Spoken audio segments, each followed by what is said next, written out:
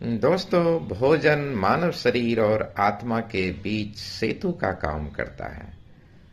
अकेला शरीर कुछ भी नहीं कर सकता और अकेली आत्मा भी कुछ भी नहीं।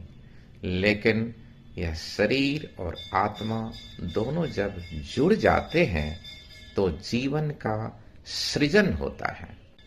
इसलिए भोजन को जीवन का आधार माना जाता है। यह भोजन एक ओर शरीर को प्रभावित करता है तो दूसरी ओर आत्मा या मन को प्रभावित करता है। इसलिए आयुर्वेद में कहा गया है, यद अन्नः तद मनः, अर्थात जैसा होगा अन्न वैसा ही होगा मन। इसी आयुर्वेद के अनुसार भोजन को 3 श्रेणी में बांटा गया है: सात्विक भोजन, राजसिक भोजन और तामसिक भोजन। यदि हम सात्विक भोजन की बात करें तो ताजे फल, सब्जियां, अंकुरित अनाज, प्राकृतिक आहार, ये सब सात्विक भोजन में की श्रेणी में आते हैं। यह भोजन एक ओर हमारे शरीर के वृद्धि के लिए आवश्यक है तो दूसरी ओर यह मन के स्तर पर शांति लाती है, हमारे मन में मानसिक स्थिरता लाती है तथा मन में सकारात्मक विचार उत्पन्न होते हैं।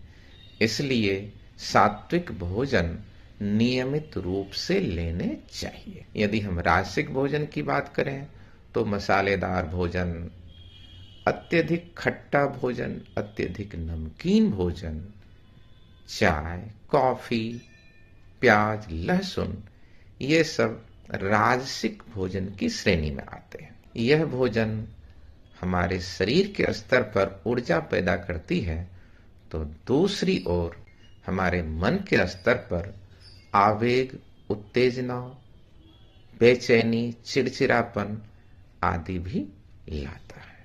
इसलिए राजसिक भोजन कभी कभी आवश्यकतानुसार परिश्रम या प्रतियोगिता के समय लिया जा सकता है, लेकिन इस भोजन को नियमित रूप से नहीं लेना चाहिए। यही वजह है कि पर्व त्योहारों के अवसर पर प्याज और लहसुन को वर्जित किया जाता है।